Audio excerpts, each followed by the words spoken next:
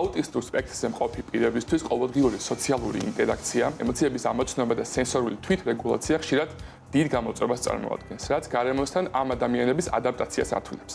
საბედნიეროდ თანამედროვე ეპოქაში ტექნოლოგიურმა პროგრესმა სრულიად ახალშესაძლებლობები გააჩინა, ხელოვნური ინტელექტის და ბიომეტრიული სენსორების განვითარება მოგცა ინოვაციური დამხმარე მოწყობილობები, რომლებიც აუტისტურ სპექტრზე მყოფ ადამიანებს სოციალური ბარიერების გადალახვაში ეხმარება, ისევე როგორც შფოთვის მართვაში და გარემოს ამყარებასთან უფრო მარტივ კომუნიკაციაში.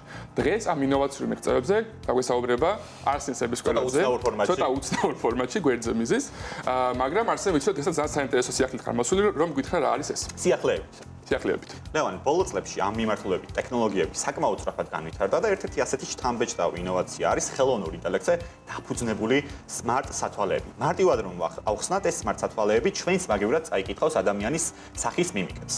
ვიდეო კამერის, რომელიც ამ სათვალეშია ჩაშენებული და სპეციალური ალგორითმის მეშვეობით ეს სათვალე აანალიზებს ადამიანის ემოციებს.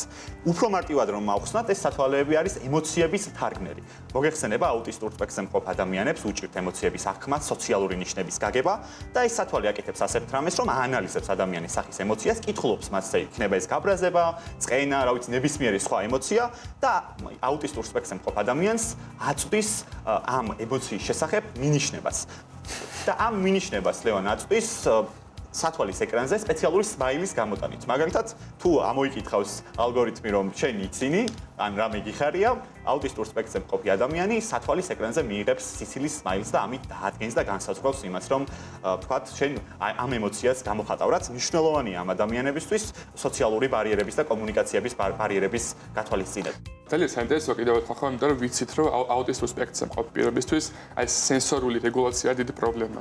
იმიტომ რომ ხშირად ამის გაფილტრა ისე მარტივად არ შეუძლიათ და მათი ნერვოსისტემა ამას როგორც საფრთხეს აღიქვამს და მასთან გამკლავება უჭირს. რამე ტექნოლოგია ხომ არის რომ ამასაც რაღაცნაირად რა თქმა უნდა, ამ მიმართულებითაც არის შექმნილი, ასევე ეს სიტყვა ჩვენ ამ რუბრიკაში ყველაზე პოპულარულია smart ჟილეტები არის შექმნილი ამ მიმართულებითაც და ეს smart ჟილეტი აკეთებს ასეთ რამეს, რომ ბიომეტრიულ მონაცემებს მუდმივ რეჟიმში კითხულობს აუტისტურ სპექტრზე მყოფი ადამიანის და აანალიზებს ორ მონაცემს, ეს არის პულსი და ოფლიანობა. ამ მონაცემებზე დაყრდნობით, როგორც კი შენიშნავს ეს მოწყობილობა, ეს ჟილეტი, რომ ადამიანი აუტისტურ სპექტრზე მყოფი სტრესის განცდა იწყება მასში, აკეთებს ასეთ რამეს ეს ჟილეტი, რომ მაღალი წნევის განცდა წარმოქმნის, ანუ მაღალი წნევას წარმოქმნის, რაც აუტისტურ სპექტრზე მყოფი ადამიანისთვის ერთგვარ ჩახუტების შეგრძნებას ნიშნავს და შედეგად ადამიანი წყნარდება, მისი ნერვული სისტემა მშვიდდება ამ სენსორული კრიზისის დროს და დამოუკიდებლად ახერხებს ის ამ რთული ემოციური ფონის გადალახვას.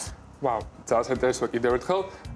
ყოველთვის მაქვს ეს კითხვა, იმიტომ რომ დღესდღეობით უფრო მეტ ვსაუბრობთ ამ მდგომარეობაზე, ვიცით დაახლოებით რა არის აუტისტურ სპექტრის აშლობა, მაგრამ სოციუმში ადაპტაციისთვის მაინც საკმარისი დახმარება არ აქვს ამ პირებს. და იქნება სამუშაო სივრცე თუ სასწავლო სივრცე მაინც უჭირთ იმ გარემოში ყოფნა. გეთანხმებით, სენსორულ კრიზისთან ერთად არის სოციალური მოულოდნელობების დაძლევის პრობლემა. ამ მიმართულებით აქტიურად გამოიყენება ვირტუალური რეალობის ტექნოლოგია, აუტისტურ სპექტრზე მყოფ ადამიანებს უსაფრთხოდ ციფრულ გარემოში შეუძლიათ დაძლიონ ეს სოციალური შიშები. და ეს ყველაფერი ვირტუალურ რეალობაში ხდება, მაგალითად, თუ მე მაქვს შიში იმის, რომ გასაუბრებაზე შეიძლება ის რაღაც პრობლემები წარმომექმნას, ვირტუალურ რეალობაში ხელოვნური ინტელექტის მიერ გენერირებულ გარემოში შესაძლებელია ამ ყველაფრის დაძლევა. დიდი მადლობა ამ სიახლეებზე მოგვიყევი. მადლობაში.